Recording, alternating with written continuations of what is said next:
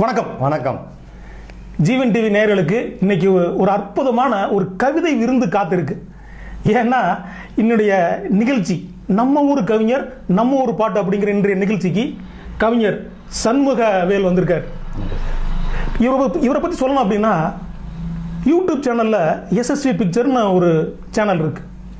அதில் நீங்கள் உள்ளே போனீங்கன்னா எல்லாமே பாடல்கள், அப்படி விதவிதமான பாடல்கள், ஒவ்வொன்றும் ஒவ்வொரு சுவையில், ஒவ்வொரு ரகத்தில்.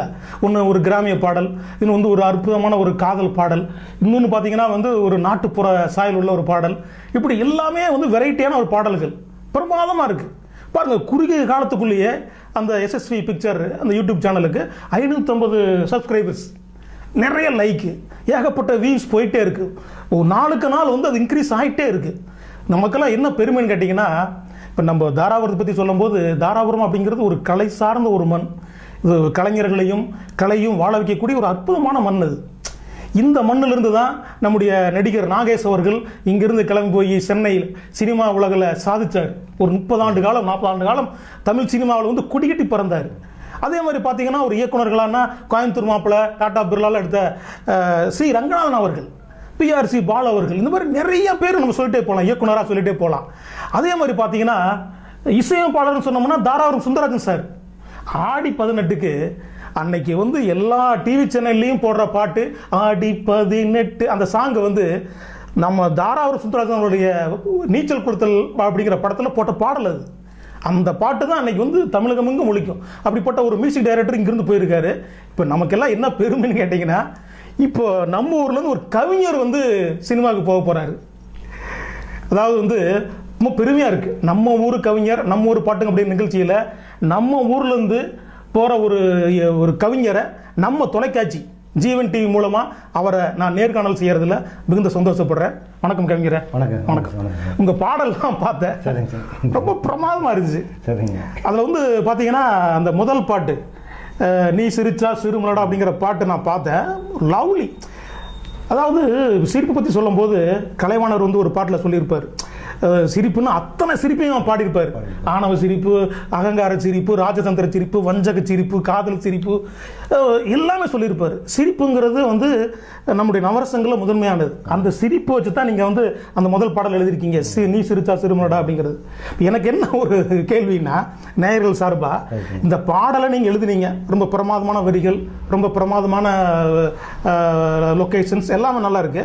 இந்த பாடலில் நீங்க எப்படி நடிக்கணும்னு உங்களுக்கு தோணுச்சு? நீ சிரிச்சா சிறுமலடா நான் சிவகங்கைக்கு ஒளிதாண்டா.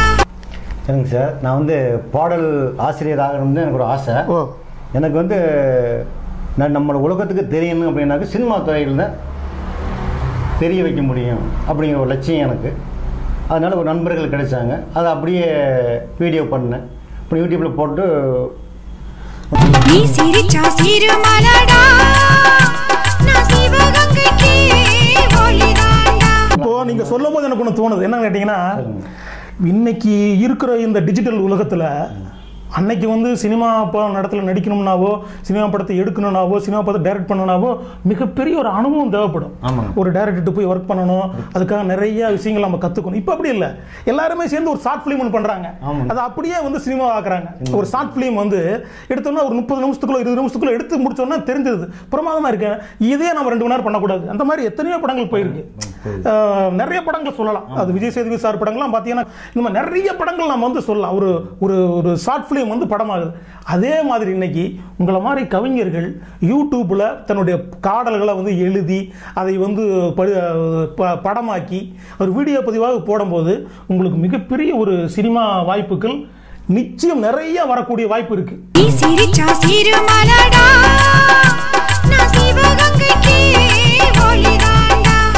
எதிர்காலத்தில் உங்களுக்கு நீங்க நிறைய சினிமாவில் பாட்டு எழுத போறீங்க. அதுக்காக ஜீவன் டிவி மூலமா எங்களுக்கு உங்களுக்கு ஒரு வாழ்த்துக்கள் சொல்லிக்கிறோம். உங்களுக்கு நிறைய பாடல்கள் வரும். நிச்சயமா நீங்க சினிமாவில் மிகப்பெரிய அளவில் நீங்க சாதிப்பீங்க. இப்போ இன்னொரு எனக்கு பிடிச்ச ஒரு வரி என்ன கேட்டீங்கன்னா, அந்த நீ சிரிச்சா சிறுமடாங்கிற பாட்டுல ஒரு வரி வரும். அதாவது அந்த காதலி பார்த்து காதலன் பாடுறான், அது நீங்களே நடிச்சிருந்தீங்க. அதாவது நீ பிறந்தது இந்த மண்ணுக்கு யோகம்னு சொல்லியிருப்பீங்க ஒரு வரி.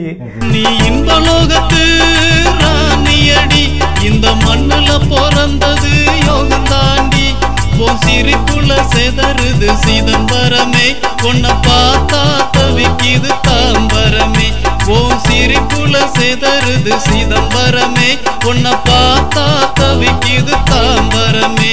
எனக்கு என்னன்னா நீங்க கவிஞரா இந்த நம்ம ஊர் மண்ணில் பிறந்தது எங்களுக்கெல்லாம் வந்து பெருமை, எங்களுக்கெல்லாம் யோகம் அப்படின்னு சொல்லலாம்.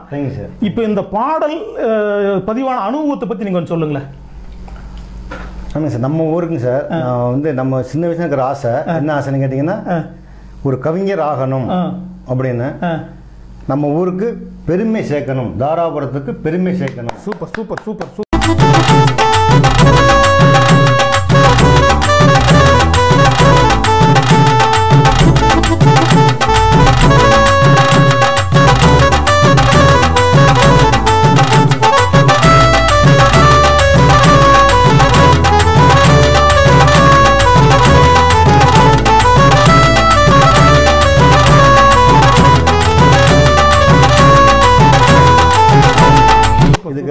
தாராபுரத்து பெருமை சேர்க்க நம்ம ஒரு கவிஞனா ஆகணுங்கிறது என்னோட லட்சியம். அதாவது வந்து கவிஞர் இந்த கவிதை அப்படிங்கிறதெல்லாம் வந்து அது வந்து ஒரு கடவுள் கொடுத்த வரம் தான். எல்லாருமே பாட்டு எழுத முடியாது, எல்லாருமே வந்து நினைச்ச உடனே வந்து வரிகளை வந்து நம்ம எழுதிட முடியாது. அதுக்கு வந்து ஒரு கடாச்சம் தேவைப்படுது. அது நிச்சயமாக உங்களுக்கு இருக்கு. நீங்கள் எங்கிட்ட நீங்கள் ஏற்கனவே நீங்கள் பேசும்போது சொன்னீங்க, சார் வந்து நான் வந்து பாட்டு எழுதிட்டே இருப்பேன், திடீர்னு நைட்டு 1 மணிக்கு எழுந்திருப்பேன், நான் எழுதுவேன் அப்படின்னு சொன்னீங்க பார்த்தீங்களா.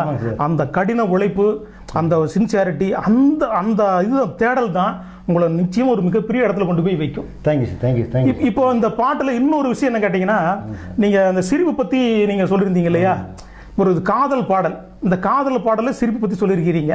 இந்த மற்ற வரிகளை வந்து நீங்கள் எதை நீங்கள் நோக்கி நீங்கள் அதை எழுதுனீங்க, அது எது மாதிரி நீங்கள் அதை வடிவமைச்சிங்க அந்த வரிகளை? எனக்கு சார் சிரிப்பை ரொம்ப பிடிக்கும். மற்றவங்களை வந்து சிரித்து பார்க்கணும் என்னோட ஆசை. அந்த நவரசம்னாலே சிரிக்கிறது தான். அப்போ அந்த சிரிப்பு அப்படிங்கிறதுக்காக ஒரு பாட்டு எழுதணும் அப்படிங்கிறத எழுதுனேன். அது இவ்வளோ பெரிய ஹிட் ஆகும் அப்படிங்கிறது நான் எதிர்பார்க்கவே இல்லை. யூடியூப்ல உன் சிரிப்புல செதறுது சிதம்பரமே உன்னை பார்த்தா தவிக்குது தாம்பரமே உன் சிரிப்புல செதறுது சிதம்பரமே உன்னை பார்த்தா தவிக்குது தாம்பரமே. நீ சிரிச்சா சிறுமலடா நான் சிவகங்கைக்கு ஒளிதாண்டா.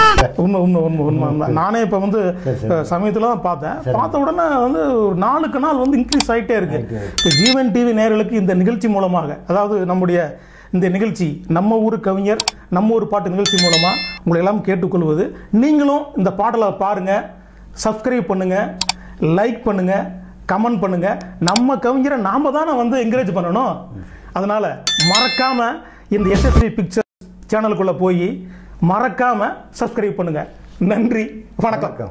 நீ சிரிச்சா சிறுமலடி, இந்த சிறுமலையை எழுதி வைப்பே உனக்கு தாண்டி, நீ ஜெயிச்சா நான் உனக்கு மாலை தாண்டி, உங்கிட்ட மாட்டிக்கிட்டா மன்னிப்பு கேக்குற. நீ சிரிச்சா சிறுமலை